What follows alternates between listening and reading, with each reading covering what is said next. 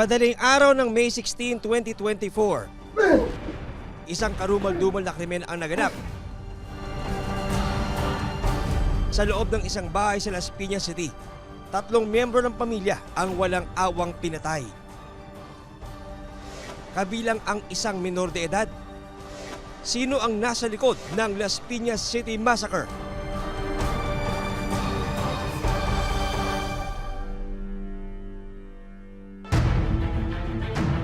Umaga ng May 18, 2024. Kailan pa nawawala yung hipag mo? Nung May 16 pa ho, ang sabi, pupunta lang pong Divisoria kasama yung mga pamangkin niya. Nagtungo sa Las Piñas City Police Station ang pamilya ni na Mary Jean Avellana o mas kilala sa tawag na MJ. Kwento ng hipag ni MJ na si Princess, nag-aalala na raw sila dahil 2 araw nang hindi umuwi sa kanilang bahay si MJ. Nawawala rin daw pati ang kanyang mga pamangkin na sina Natalie Jane Cabintoy at Oliver Bula. Yung mga kamag-anak ni Mary Jean ay nagtaka na bakit wala yung 3. Yun yung time na sumugod sila sa substation para sa ganon magtanong kung paano yung proseso ng pagpapile na missing person. Dahil sa pahayag ni Princess, agad pinuntahan ng Las Piñas City Police ang bahay ni na MJ para mag-imbestiga. Dito yun, Chief. Nung isang araw pa yun, Mami. Pero tila hindi lang basta kaso ng missing person ang naamoy ng mga pulis. Baho. Hello sir, kailangan po namin ng backup dito sa barangay Punan Lupa 2.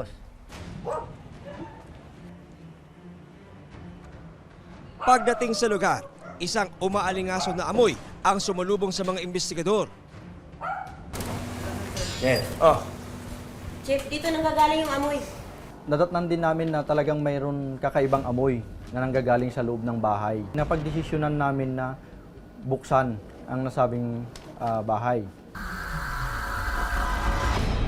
Nang buksan ng isang kwarto, tumambad sa kanila ang 3 katawan na naliligo sa sariling mga dugo at halos naaagnas na.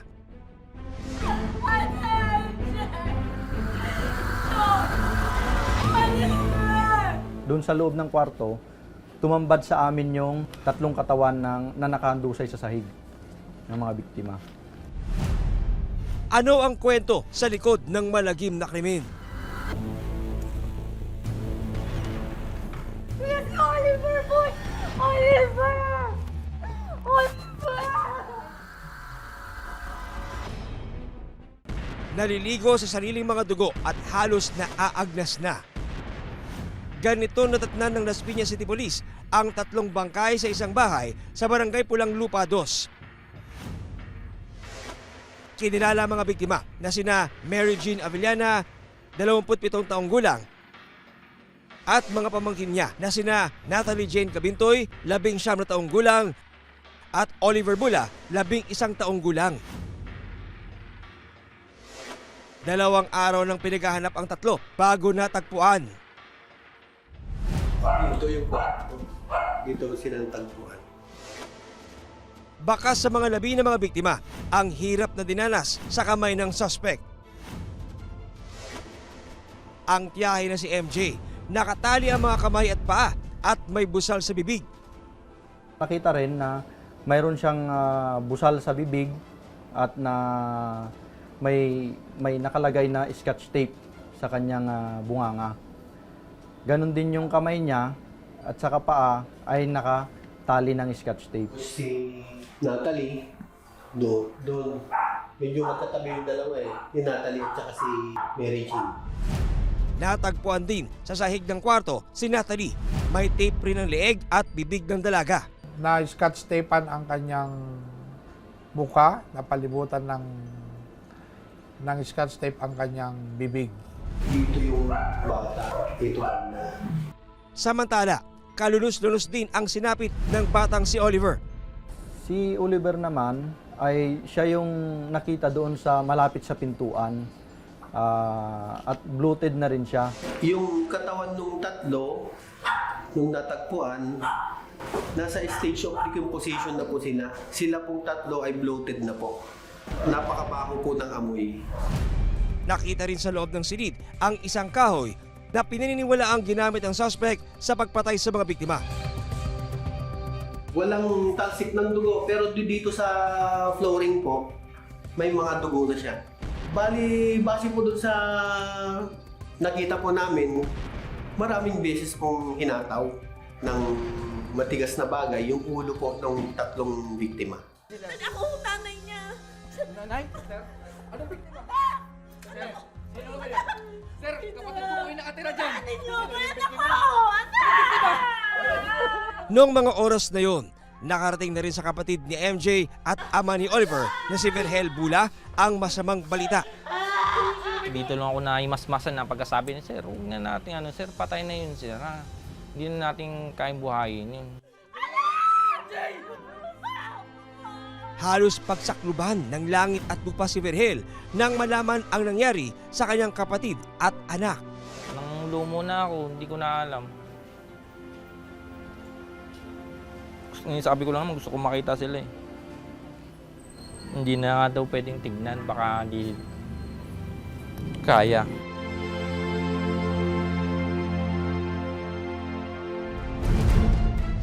Paano sinapit ng 3 biktima ang malagim na katapusan? Malaking palaisipan sa mga residente ng Barangay Pulang Lupa 2 kung paano at bakit sinapit ng pamilya ni na Mary Jean ang krimen.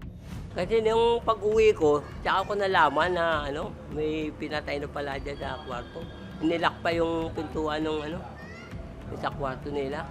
Nung Sabado ng umaga, sabi ko pa sa kinakasama ko, sabi ko, parang amoy patay na daga, sabi ko. Nagulat po. Kasi hindi namin akalain na ganun. Si tahimik eh. Ayon sa death certificate ni na MJ, Natalie at Oliver, lumalabas na blunt force trauma to the head o matinding palo sa ulo ang sanhi ng pagkamatay ng 3 biktima. Sa cause of death ay hard object ang sa ulo. Object used is a hardwood object. Good lumber. Paano nga ba nila sinapit ang malagim na krimen? Tita, punta naman tayo sa mall sa Sabado. Ay nako. Hindi. Pag yan, sinama niya yung pumaporma sa kanya, isumbong mo sa akin, ha? Makulit. Ikaw naman, ano pa bibili mo? Sapatos po. We. Bunso sa 7 magkakapatid at nag-iisang babaeng anak, si MJ. Kaya naman, todo ang pag-aalaga ng kanyang mga kuya sa kanya. Bakit ako ba nag-aya? Siya naman ang nag-aya eh. Sino po ba yun? Siya nga nag-iisang babae. Yun nga, sabi ng mama namin, kung anong hingi ng kapatid nyo, pilitin nyo nalang ibigay. Ayon pa kay Virgel, iginapang nila magkakapatid ang pag-aaral ni MJ. Mga kuya namin, doon nakapag-aral siya sa Cavite. Pinag-aaral siya ng kuya namin. Wow! Tara, kain tayo sa labas. Nagbigay ng bonus si boss. Sarap yun. Sige, text ko lang muna. Perfect. Nagtapos ng kursong Financial Management si MJ noong taong 2016. Nang makapagtapos ng pag-aaral, nagtrabaho si MJ bilang HR manager sa isang convenience store. MJ, umalis ka na at baka mahuli ka sa trabaho, anak. Hindi pa, maaga pa. Uy, Nay, sarap niya na. Sige na, Virgel, kumain ka muna at ihatid mo sa MJ sa trabaho. Wag na. Kuya, yung mga bata, ikaw na lang maghatid sa kanila. Eto, Oliver, baon mo. Ayon kay Virgel, bilang tulong sa kanilang pamilya, si MJ daw ang nag-alaga sa kanyang mga pamangkin. Tig-50 kayong titirin yan, ha? Huwag niyo. Kwento ni Virgel, dalaga pa lang si MJ nang akuin ang pag-aalaga at pagpapalaki sa mga pamangkin na sina Natalie at Oliver. Kaya naman, ganoon na lamang ang pagiging malapit na mga bata sa kanilang tiyahin. Patanda ka na, Mary Jean. Sana alam mo ang bigat ng responsibilidad na pinasok mo. Ma, sorry. Taong 2019, laking gulat daw ng kanilang pamilya nang bigla na lamang may ipakilala sa kanila si MJ. Ang binata na si Vicente Rabanilla o mas kilala sa tawag na Vince. Yun lang talaga yung pinlakas loob na pinakilala sa pamilya namin. Ano ang magiging kapalaran ni MJ sa piling ni Vince? Sino nga ba ang nasa likod ng pagpatay sa kanila? Taong 2019, naging magkasintahan sina Vicente o Vince Rabanilla at Mary Jean Avellana o MJ. Nanliligaw pa lang yan doon sa bahay, biniglang pinakilala. Sabi ko, kilalanin niyo muna yung tao na yan. Basta wag niyo lang kami papakitaan na sinasaktan yung kapatid ko. Ginanong ko yung lalaki niyo. Kahit tutol ako sa kanya. Di pa tapos yung sasakyan nyo eh. Pakibilisan sana. Gusto ko na kasi makita yung boyfriend ko. Naku hindi pa pwede pang long drive yung sasakyan nyo. Nasaan ba yung boyfriend mo? Eto, sa harap ko. Ang nakuha lang namin sa kanya ay isa siyang mekaniko at mahilig sa drag race. Aminado si Virgel na nung una, tutol sila sa relasyon ng dalawa. Sabi naman ng nanay ko, hayaan mo na siya kasi malaki na rin naman siya. Ngayon, kinausap ko yung kapatid ko. Sabi ko, kikilalanin pa ba? Kikilalanin mo pa ba? Hindi, baka magbago pa. O sige kayo. Basta hindi ako nagkulang ha. Pagtis ako. Sinasabi ko lang sa'yo kasi karapatan mo namang malaman pero hindi kita inuobligang panagutan ako. Ano ka ba? Malamang pananagutan ko to. Tatay ako nito eh. Anak ko to.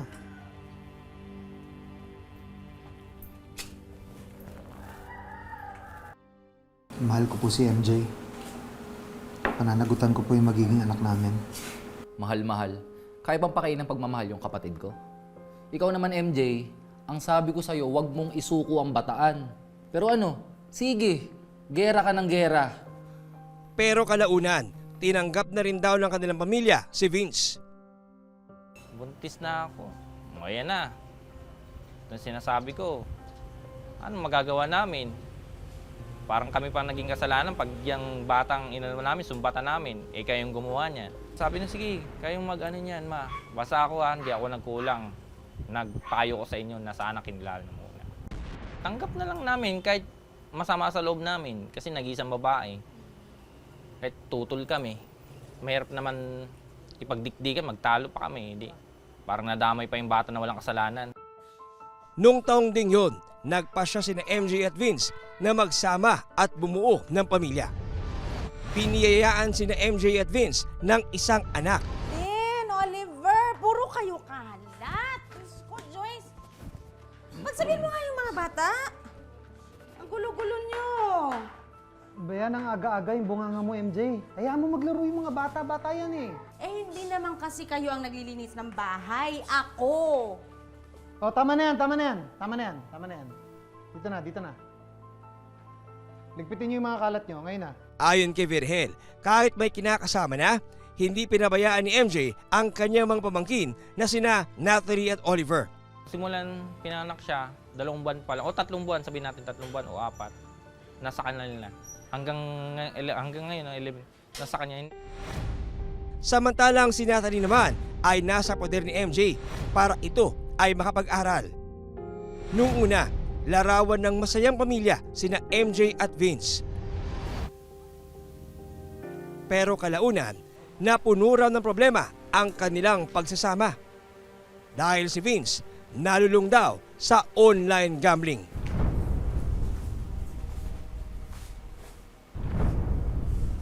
Samahan mo sina Vinvin at saka si Oliver sa kwarto. Please, thank you.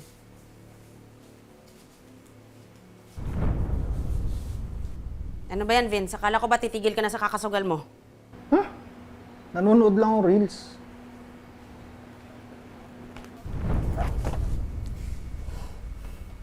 Sinungaling. Kailan ka pa bumalik sa bisyo mo? Nangin lang yan. Papalipas lang ang oras. Pampalipas oras. Umanap ka ng racket. Wala ka nang ambag. Sugarol ka pa. Sabi ka magsalita ah. Kala mo ikaw lang nagtatrabaho dito sa bahay? Oo, parang ako lang yung nagtatrabaho.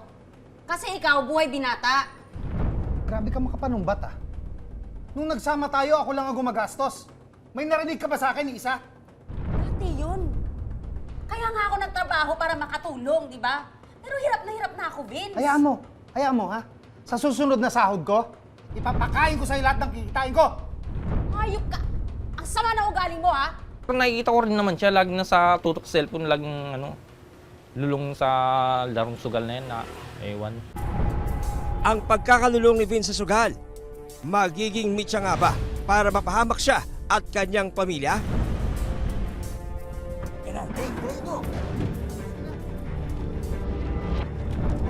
Uy! Sir! Pre, tulong! Taong 2019 nagsama sa iisang bubong sa barangay Pulang Lupa 2 sa Las Piñas City sina Mary Jane o MJ Avellana at Vince Rabanilla.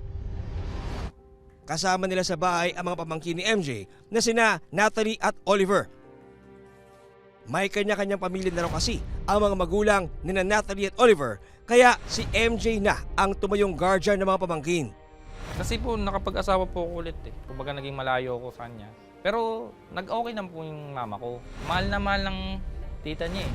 Kapatid ko, oo, inaalagaan niya. Oo, lagi niya pinapagalitan pero masakit sa kanya, papagalit niya yung pamangkin niya, nauutusan niya naman. Nung una, maayos ang naging pagsasama ng dalawa. Pero sa paglipas ng mga taon, tila lumabas daw ang tunay na ugali ni Vince. Oh, mga bata. Tulog na. Bakit ngayon ka lang? Mag-overtime kami sa opisina, tapos ito, dumaan ako ng grocery bago umuwi. Based on the revelation of the witnesses, the reason of arguments were jealousy. Pinagago mo pa? Pinagsasasabi mo. Grocery? Alas 10? Wala nang bukas na grocery ng alas 10. Hindi ba pwedeng alas 8 ako dumating ng grocery?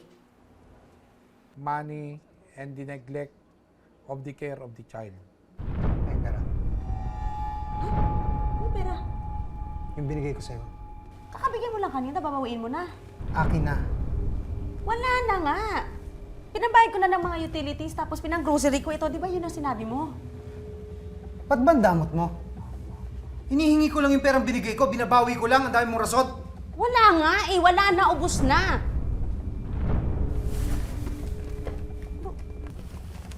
Ito. Ayan, yun natitirang pera. Gusto mo to? Ito. Yan. Kainin mo lahat yan.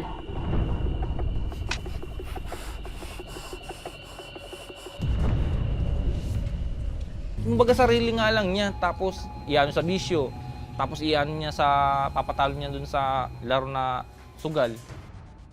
Ayon kay Verhel, taong 2019, nalulong sa online gambling si Vince. Dahilan para maging madalas ang pagtatalo ng magka-live-in.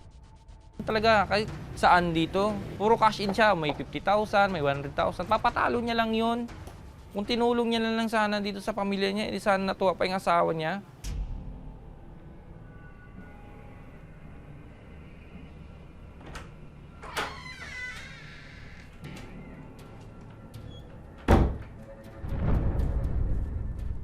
Magaling.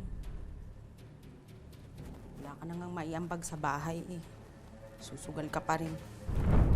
Saan ka kumuha ng pangsugal mo? Malakas po siya kumita, pero hindi niya magawang-gawang umambag dito. Hey, Vince, sagutin mo ko. Vince, ano ba? Ang ingay mo kasi malas ka. Vince, Para kang manok na putak ng putak, buwisit! bitawan mo nga ako, sabi! Masyado kong pakialamera sa buhay ko. Ang pag-aaway ng dalawa, madalas daw masaksiyan ng mga pamangkin ni MJ, lalo na ni Natalie. Ito, tulong po kayo.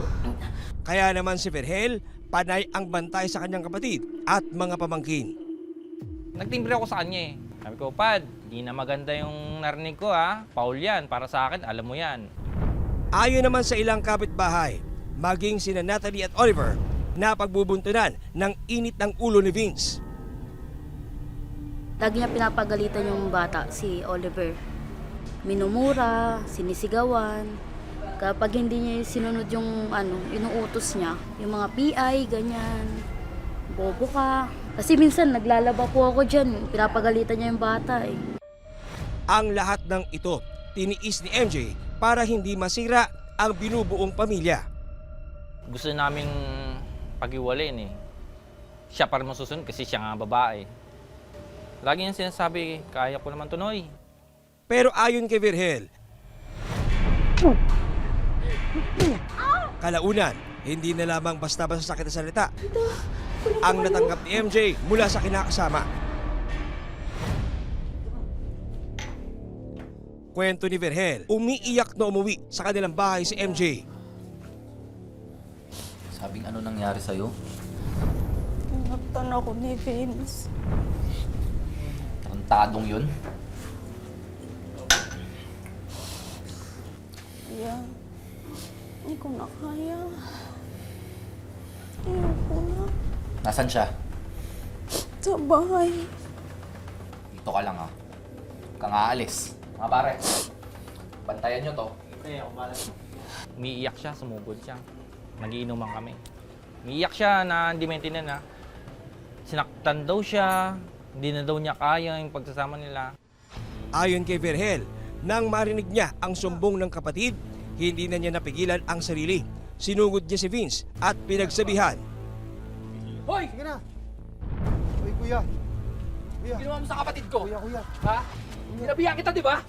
Andyan si Vicente sa labas ng gate na yan, nakaupo sa motor. Diba sinabihan na kita? Ha? Na huwag mo sasaktan yung kapatid ko? Ha? Ang lalaki mong tao na nanakit ka ng babae! Ha? Ano, pre? Ayop ka! Ginawa mo sa kapatid ko! Ayop ka!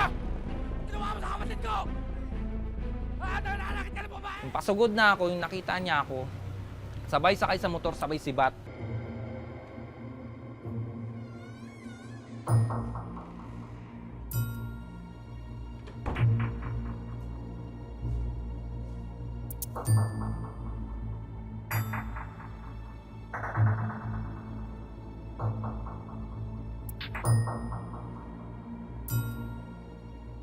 Matapos ang insidente, humingi raw ng tawad si Vince kay MJ.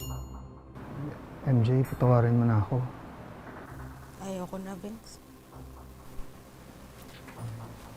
Ayoko na.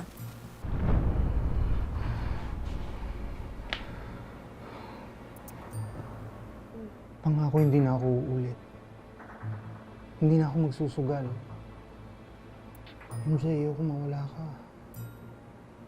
Pahayag ni Virgel, mula nang harapin niya si Vince, nagkapatawaran at dumalang na raw ang insidente ng pag-aaway ng dalawa. Inakala ni Virgel na umpisa na ito ng maayos na pagkasama ni na MJ at Vince. Simula na yung pagsumbong niya yung una nun, hindi na nasundan yung pagsumbong. Lingid sa kalaman ng pamilya, babalutin ng karahasan ang dating masayang tahanan.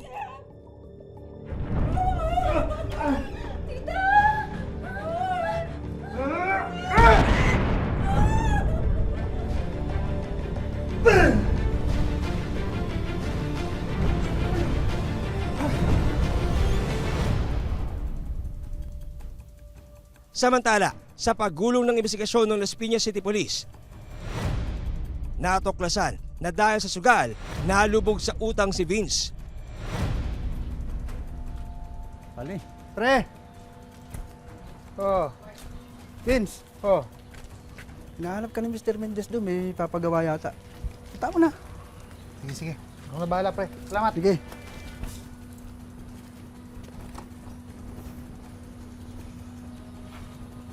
Ay, boss. Ano ang atin, boss? Yun up. Isang linggo pa dapat nakaschedule to eh. Ah. Sige, boss. Ako na bahala. Ay, boss. Oh. Ano pa yun? Hingi mo sana ako ng pabor eh. Ano yun? Manghihiram mo sana ako ng pera sa inyo. Basta sugal sa cellphone yan. Marami siyang may pinag-utangan. Dahilan para malagay sa peligro ang kanyang buhay.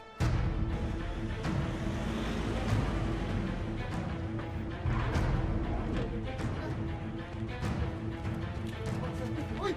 Sir! Ano ni? Ano to? Pre! Pre! Tulong, pre! Uy, sir! Ano to? Sir! Nagulat sila, biglang dinampot yan, sinakay sa sasakyan. May kinalaman nga kaya ang pagkakalulong ni Vince sa bisyo sa karumal-dumal na sinapit ni na MJ? Balik mo yung pera ko! Oo, Nangangako ako, ibabalik ko na. Siguraduhin mo lang. Kung hindi, gigilitan namin pamilya mo. Hindi, pangako, ibabalik ko na. Ano ang tunay na motibo sa kanilang pagkamatay? Abangan sa susunod na Sabado. Sa patuloy na pagtuklas ng katotohanan at paghahanap ng katarungan. Ako po si John Consulta, kakampi ng mga inaapi para sa Pinoy Crime Stories.